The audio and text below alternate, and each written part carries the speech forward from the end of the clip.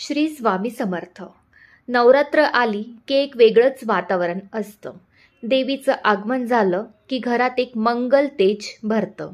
या दिवसात केलं जाणारं हवन, दुर्गा सप्तशतीचं वाचन, उद्यापन आणि पुरणाचे दिवे हे सगळं केवळ एक परंपरा नाही, तर देवाशी जोडणारं माध्यम आहे.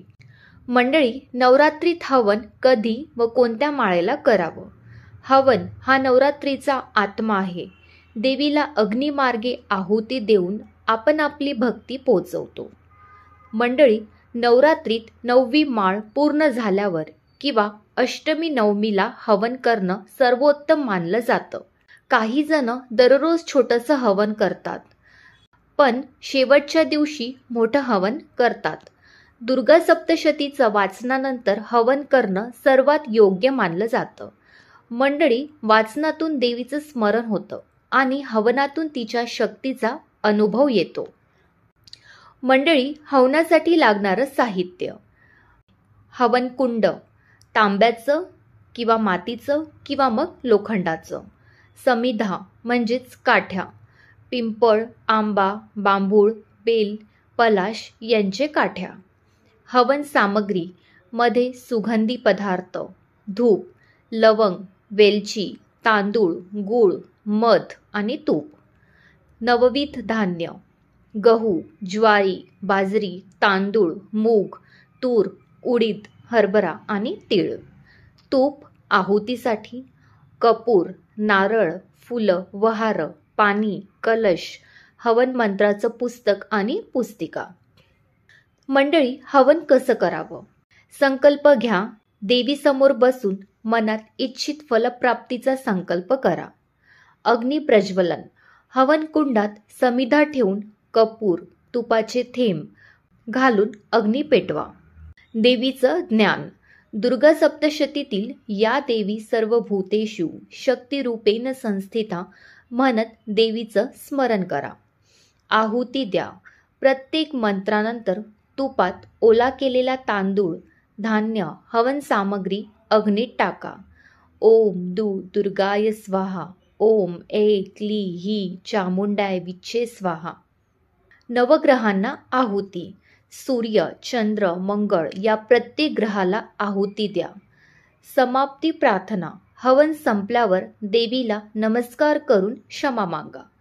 मंडळी, हवन करताना मन एकाग्र असलं की अग्नीसमोर बसताना वेगळंच तेज जाणवतं. मंडळी, दुर्गा सप्तशती पाठाचं उद्यापन कसं करायचं? नवरात्रीभर आपण दुर्गा सप्तशती वाचतो, पण शेवटी उद्यापन न केल्यास वाचन अपूर्ण राहतं. उद्यापन म्हणजे देवीला सांगणं, हे देवी, मी तुझं व्रत पूर्ण केलं, आता तू मला आशीर्वाद दे.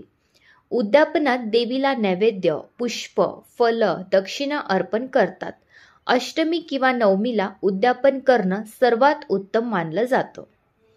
मंडळी, उद्यापन मंत्र आहे: कृत व्रत मया देवी तव सन्निधिपूर्वकमः न्यून संपन्न पूर्णतः यातु तत्वत प्रसादमावेश्वर्य.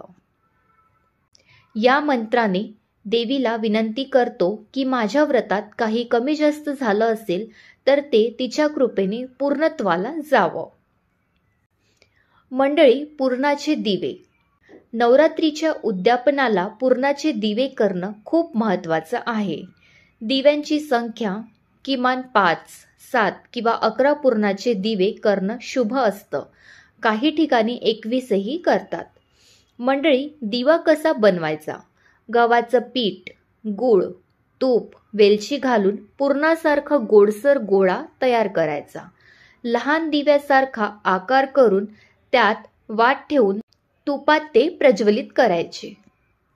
हे दिवे देवीसमोर ठेवून शुभम करोती कल्याणम म्हणत प्रार्थना करायची. मंडळी, दिवे नंतर काय करावं? हा प्रश्न सगळ्यांना पडतो. दिवे संपल्यावर त्याचं नैवेद्य रूपाने सेवन करायचं. काही दिवे गावातील देवस्थानात नेऊन ठेवले जातात. उरलेले दिवे घरातल्या मुलांना, ज्येष्ठांना किंवा पाहुण्यांना वाटतात.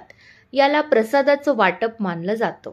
मंडळी, आपण मुलांना पुरणाचे दिवे देतो कारण त्यात देवीचं प्रसन्न रूप मानलं जातं. मंडळी, हवनातून घरातील नकारात्मक शक्ती नाहीशी होते. दुर्गा सप्तशतीच्या उद्यापनानंतर मनाला खूप शांतता मिळते. पुरणाचे दिवे केल्यानंतर घरभर गोडवा प्रसरतो. दिव्याचं वाटप म्हणजे देवीच्या कृपेचा प्रसाद वाटल्यासारखं असतं. मंडळी, नवरात्र म्हणजे फक्त पूजा नाही, तर ती आत्म्याची शुद्धी आहे. आपण हवन करतो, सप्तशती वाचतो, पुरणाचे दिवे लावतो, तेवढ्यासाठीच नाही, तर आपलं मन, आपली श्रद्धा आणि आपला विश्वास देवीच्या चरणी अर्पण करण्यासाठी आहे. जय देवी माता.